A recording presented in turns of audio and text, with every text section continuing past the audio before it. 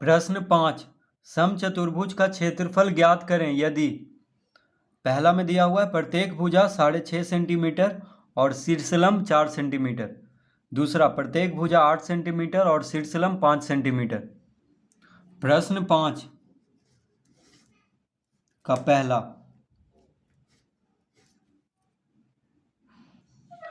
तो इसमें लिखेंगे हम समचतुर्भुज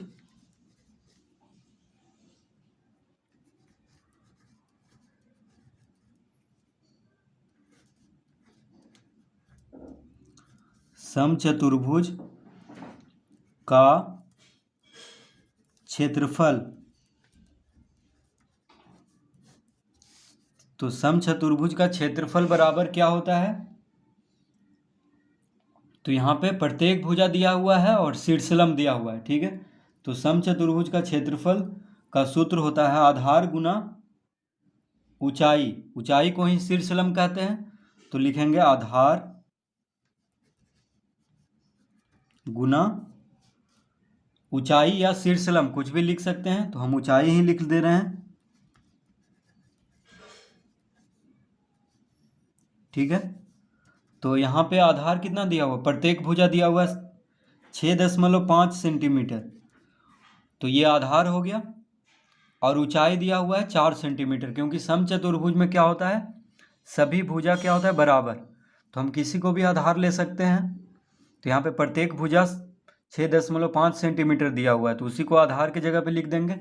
और शीर्षलंब है 4 सेंटीमीटर, तो दोनों सेंटीमीटर में है, इसीलिए क्षेत्रफल वर्ग सेंटीमीटर में आएगा। अब इसको गुना कर देते हैं, तो 5 चौक 20, हाथ में रहा 2, 6 चौक 24, 2 26।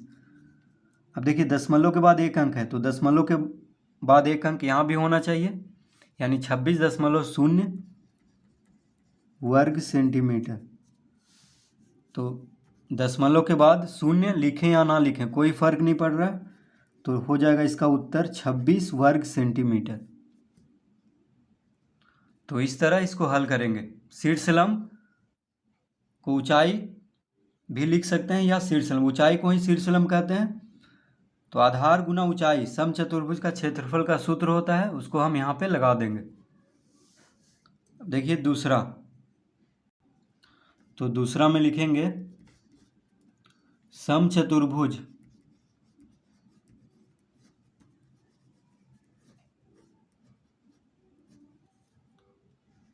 समचतुर्भुज का क्षेत्रफल बराबर क्या होता है, बराबर होता है आधार गुना ऊंचाई।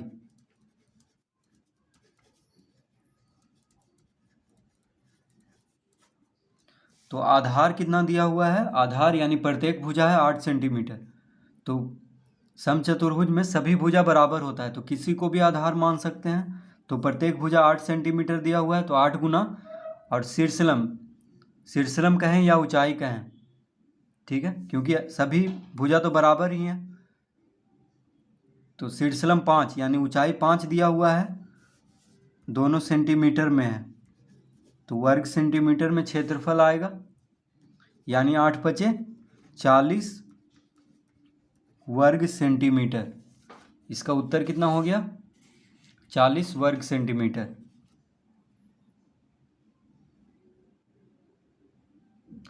प्रश्न 6, एक मेज के ऊपरी पृष्ठ सतह का आकार समलंब जैसा है यदि इसकी समानांतर भुजाएं 1 मीटर और 1.2 मीटर हैं तथा इन समानांतर भुजाओं के बीच की दूरी 0.8 मीटर है, तो इसका क्षेत्रफल ज्ञात कीजिए। प्रश्न 2, ये प्रश्न 6, तो लिखेंगे मेज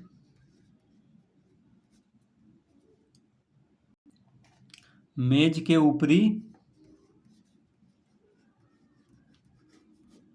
सतह जो कि समलंब जैसा है, तो हम समलंब भी लिख देते हैं। मेज के ऊपरी सतह यानी समलंब के जैसा है, प्रश्न में दिया हुआ है, तो मेज के ऊपरी सतह का क्षेत्रफल निकालना है।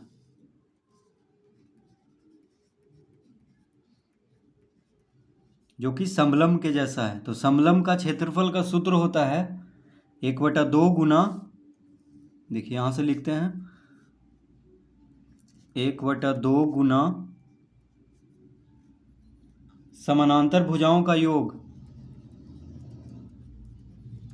समानांतर भुजाओं का योग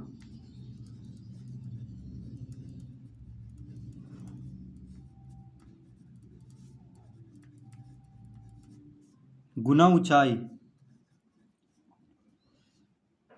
गुना ऊंचाई, ये होता है सूत्र। समलंब का क्षेत्रफल का सूत्र क्या होता है? 1/2 गुना समानांतर भुजाओं का योग गुना ऊंचाई। तो देखिए यहाँ पे हम बैठा लेंगे इस पे 1/2 गुना समानांतर भुजाओं का योग। तो समानांतर भुजा 1 मीटर और 1.2 मीटर, ठीक है। तो देखिए एक जोड़ योग है, तो समानांतर भुजा है 1 मीटर और 1.2 मीटर गुना ऊंचाई। ऊंचाई कितना दिया हुआ है? समानांतर भुजाओं के बीच की दूरी 0.8 मीटर दिया हुआ है। तो इस तरह लिख लेंगे, सब मीटर में है इसलिए वर्ग मीटर में इसका क्षेत्रफल आएगा।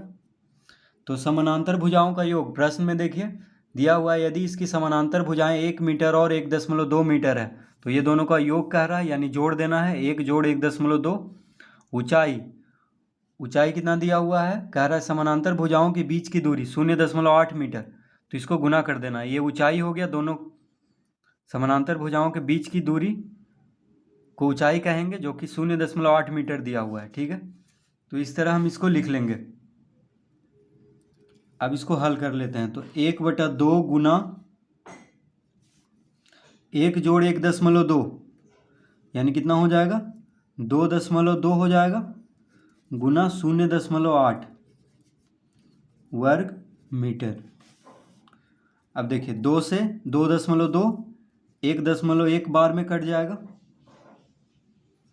ठीक है। 2 से 11 दूनी 22, 22 है समझ लीजिए, बस बीच में दशमलव है तो बीच में दशमलव दे देंगे। तो 1.1 आया। अब 1.1 गुना 8 यानी 11×8 = 88। देखिए 11×8 = 88, मान लीजिए दशमलव नहीं है तो 11×8 = 88 हो गया।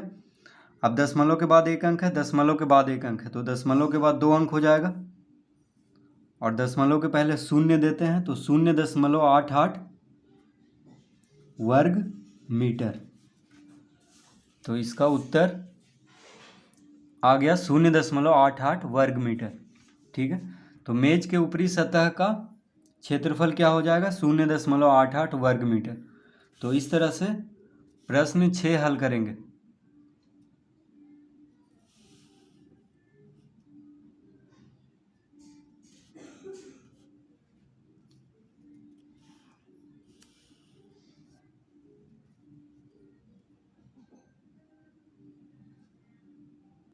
प्रश्न 7, एक समचतुर्भुज की प्रत्येक भुजा 6 सेंटीमीटर है और इसका क्षेत्रफल 18.6 वर्ग सेंटीमीटर है, तो समचतुर्भुज का शीर्ष लंब ज्ञात करें। प्रश्न 7, तो समचतुर्भुज की प्रत्येक भुजा 6 सेंटीमीटर दिया हुआ है और इसका क्षेत्रफल, तो हम सबसे पहले लिख लेंगे समचतुर्भुज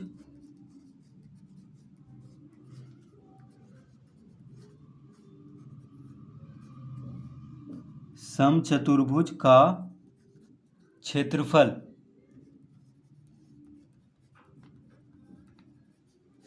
बराबर कितना दिया हुआ है? 18.6 वर्ग सेंटीमीटर, वर्ग सेंटीमीटर। तो 18.6 क्या दिया हुआ है? इसका क्षेत्रफल, किसका? तो समचतुर्भुज का। तो इस तरह हम पहले लिख लेंगे 18.6 वर्ग सेंटीमीटर, सेंटीमीटर पे घात 2 दे देंगे यहाँ पे। तो समचतुर्भुज का क्षेत्रफल का सूत्र होता है, तो समचतुर्भुज का क्षेत्रफल का सूत्र क्या होता है? आधार गुना ऊंचाई। तो हम यहाँ पे लिख लेंगे आधार गुना ऊंचाई।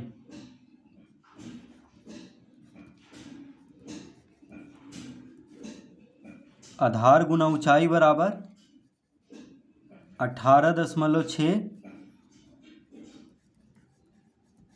वर्ग सेंटीमीटर, ये दिया हुआ है हमें। ठीक है, अब यहाँ पे कह रहा है समचतुर्भुज की प्रत्येक भुजा 6 सेंटीमीटर। तो हम जानते हैं कि समचतुर्भुज में सभी भुजा बराबर होता है, तो किसी को भी आधार मान लेंगे क्योंकि सब तो बराबर है। तो आधार के जगह पे हम लिखेंगे 6 सेंटीमीटर दिया हुआ है तो 6 लिख लेंगे, गुना ऊंचाई हमें निकालना है, शीर्षलंब निकालना है। तो शीर्षलंब कहें या ऊंचाई कहें, बात बराबर है। तो यहाँ पे हम लिख देंगे ऊंचाई।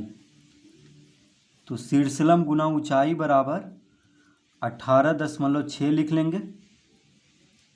ठीक है, अतः ऊंचाई बराबर कितना हो जाएगा,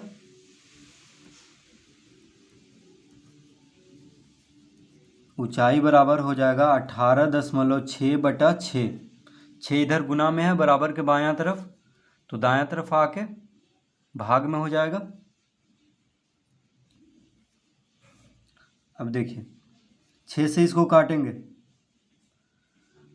तो आ जाएगा 6 तिया 18, 6 तिया 18, फिर दशमलव है तो दशमलव देंगे, 6 गुना 1 6, यानी 3.1 सेंटीमीटर, क्योंकि वर्ग सेंटीमीटर में क्षेत्रफल है और आधार सेंटीमीटर में है तो ऊंचाई सेंटीमीटर में ही आएगा।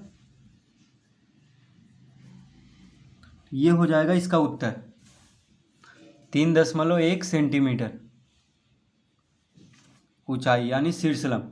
तो समचतुर्भुज का शीर्षलंब ज्ञात करना था तो आ चुका है। शीर्षलंब कहें या ऊंचाई कहें एक ही बात है, तो 3.1 सेंटीमीटर इसका उत्तर होगा। तो इस तरह से हम इसको हल करेंगे।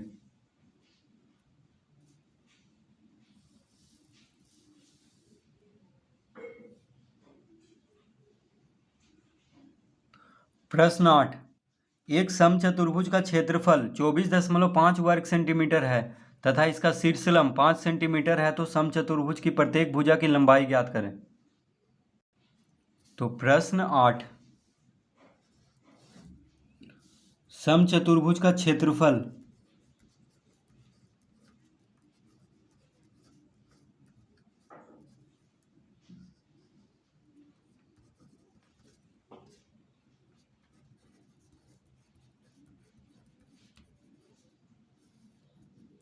बराबर कितना दिया हुआ है, 24.5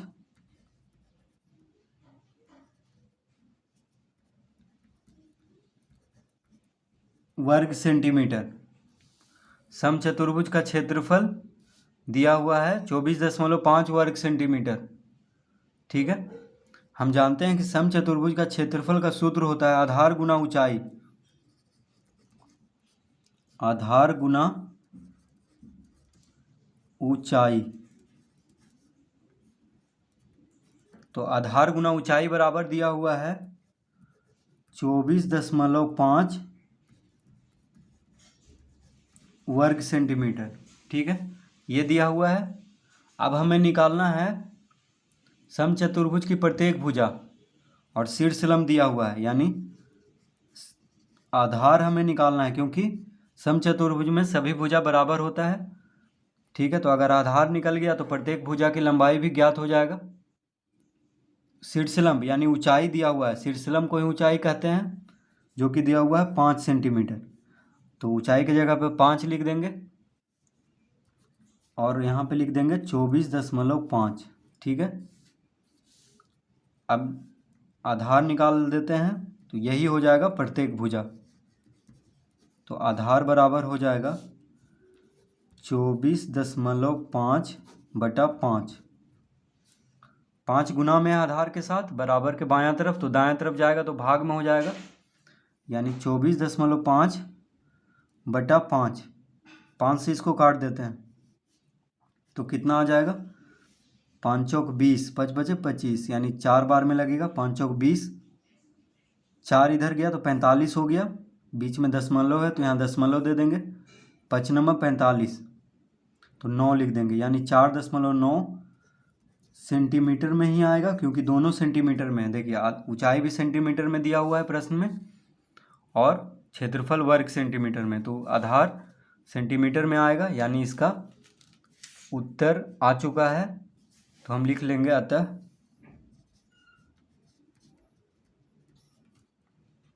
अतः प्रत्येक भुजा समचतुर्भुज का प्रत्येक भुजा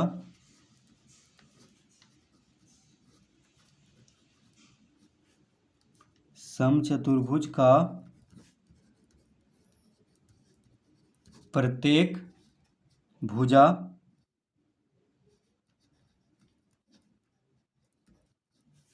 कितना आ गया, 4.9 सेंटीमीटर। ये हो जाएगा इसका उत्तर। आधार 4.9 सेंटीमीटर है, तो समचतुर्भुज का प्रत्येक भुजा क्या होता है, बराबर। तो जो आधार होगा वही प्रत्येक भुजा का लंबाई होगा, यानी 4.9 सेंटीमीटर इसका उत्तर होगा।